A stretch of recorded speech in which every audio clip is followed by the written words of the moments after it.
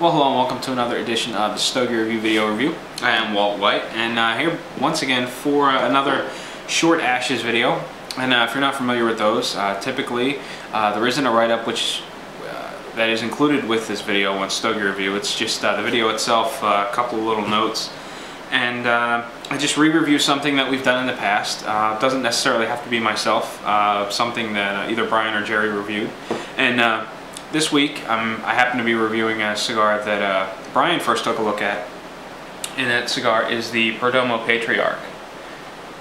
Now, this is my second Perdomo Patriarch. This is not something that my local shop carries. I actually got two samples from IPCPR in New Orleans, and this is the last of those samples. Just looking this over real quick, I noticed that I've got a tiny little crack. It's not really tiny, and I don't know if I'm going to be able to get you to see it, toward the foot of the cigar. Maybe not. Anyway, there's a small crack that runs across the stick, not lengthwise. Because it runs across the stick, it shouldn't be much trouble. I should be able to burn right through it. Aside from that, the cigar looks pretty good. I've got one little spot up toward the band where there's just a little dark ring, and it looks like some of the wrapper is chipped away. I can see the wrap underneath. That shouldn't be any problem either. The color's pretty consistent. Cigar looks a little lumpy. The veins are a little prominent. Looking over that spiral that goes down the cigar, the seam looks nice and straight. It's one of those things that really catch my eye, and I appreciate it when the seam looks like it was done neatly and doesn't sort of start and stop or look like it was tore away. This one looks like it was done in one nice smooth cut, and makes it a very nice presentation. It's the minor details like that really catch my eye. So, cigar looks pretty good. Feels evenly packed. So, I'm about ready to light it up. And while I do that, I'll just go over a little bit of information that I came across for this stick. Now, first place I looked online was Corojo Cigar Company, and there were a lot of results for Perdomo Patriarch. I'm not sure how their pricing compares to anyone else. It just happened to be the first retailer I looked at. Boxes of 20 cigars. This one, I believe, is an Epicure, 50 by 6, which runs $150 a box. Again, 20 cigars, and Corojo's running a promotion for a free lighter. From here, I'll jump on over to Brian's original review, and it's got a Nicaraguan Corojo wrapper, Nicaraguan binder, Nicaraguan filler. The price of the cigar he smoked, which was a Torpedo, was around $9. Now, traditionally, these cigars, this particular shape, tends to be a little less expensive than the Torpedo, so it's probably going to run, you know, I guess like $7.50 to around $9. I'm assuming. Again, my local doesn't carry these, and the only ones I've smoked are samples. So we'll see how it goes. Just want to look over Brian's notes real quick so that I can pass on any information that looks interesting while I'm doing the long and tedious lighting process, where I wouldn't normally be saying anything. But no, it looks like Brian dives right into the review. There's not a whole lot of backstory on this cigar.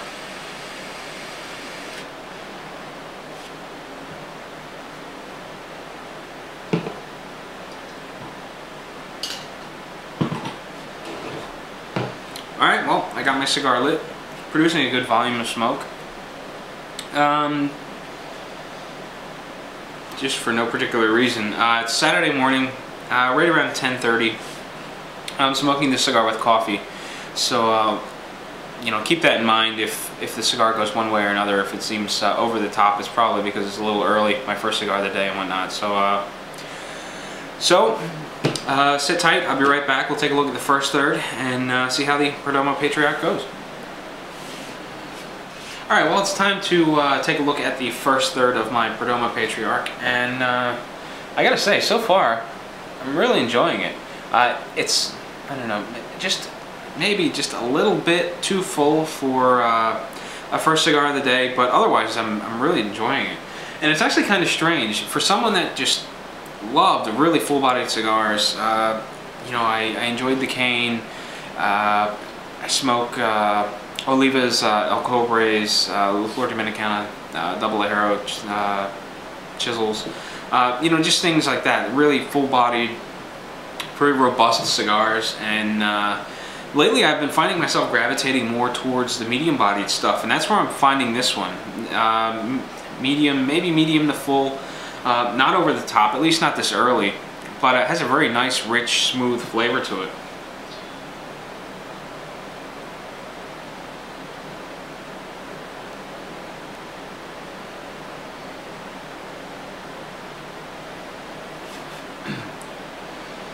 Now, the most obvious thing I taste is the Corojo wrapper.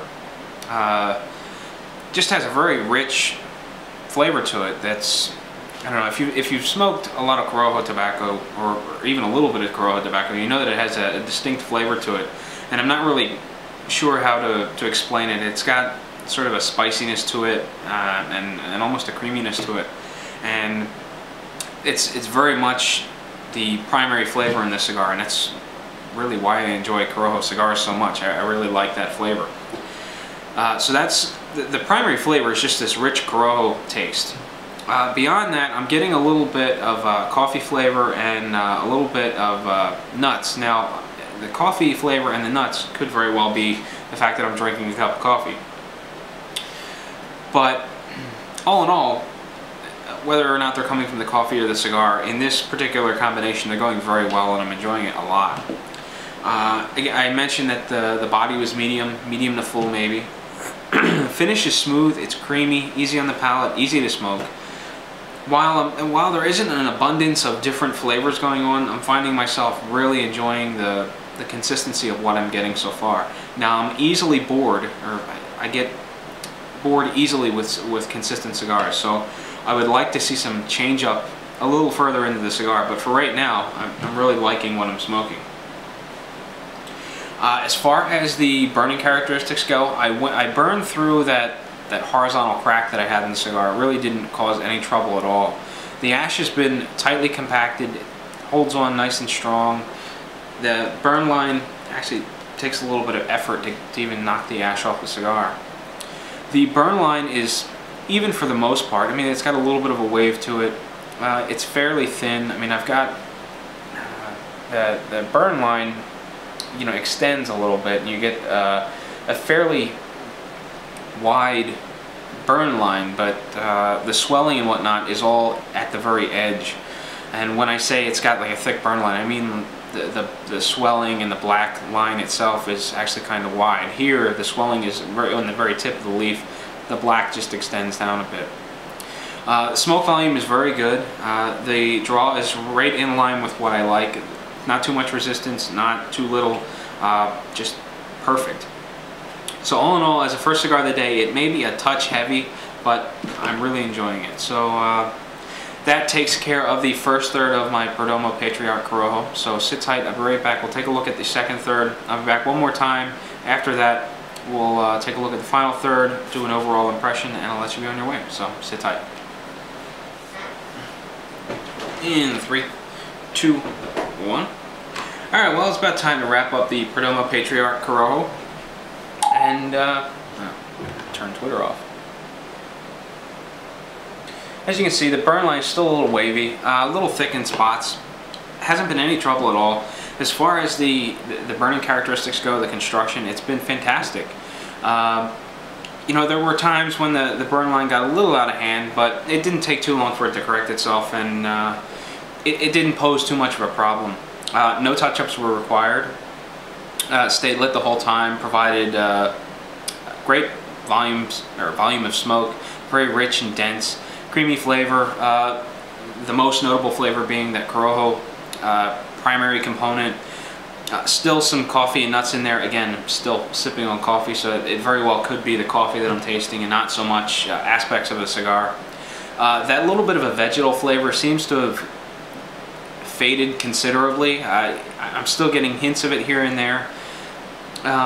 It's still kind of interesting, although it's, I don't know, it's not something that I would say really adds to the cigar, but it doesn't take away from it either. Finish is nice and smooth, creamy texture, easy to get through the sinuses. It's not aggressive through the sinuses. This is one that, even if you don't typically retrohale smoke, this one shouldn't give you much trouble in terms of that burning sensation.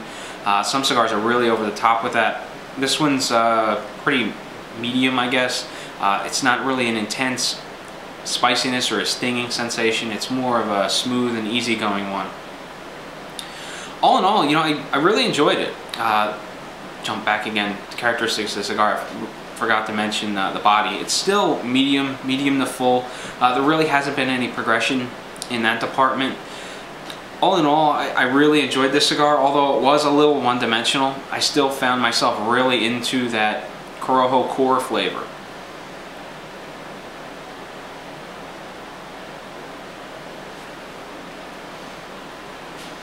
As you go along, the flavors pick up a little bit of richness and they become a little more interesting. It doesn't have the dynamic flavors that, say, the champagne, the Perdomo Reserve Champagne has, or even the Reserve Cameroon. This one's priced higher than those. I think the other one's maybe a little more interesting, but I really enjoyed this cigar a lot from start to finish. And I'm really looking forward to smoking more of them. As far as the price point goes, it may be a little high, especially for myself that typically spends between $5 and $7 for a cigar. This one being probably between $7 and $9, I would guess. The price structure of a lot of Perdomo products has come down since S-Chip. Primarily the Reserve line. They trimmed some of the cigars, the availability of some of the cigars. They cut ones, I guess, that weren't doing so great, and they lowered some prices of others. The Reserve line in particular, I think they were a little over $7 before. My local shop has them for $5.50 now. So Perdomo has done a lot to bring the prices down in this time of S-Chip, bringing everything else up, so they're becoming a little more attainable. Even though this is one of their more top tier cigars as far as pricing goes, I still think it's a good value and worth the price. So all in all, I really enjoyed this cigar. I look forward to smoking more, and I'm really interested in smoking the Maduro again and getting a first impression of the Connecticut in the very near future. So there you go. That is the short ashes review of the Perdomo Patriarch Corojo. And until next week, happy smoking.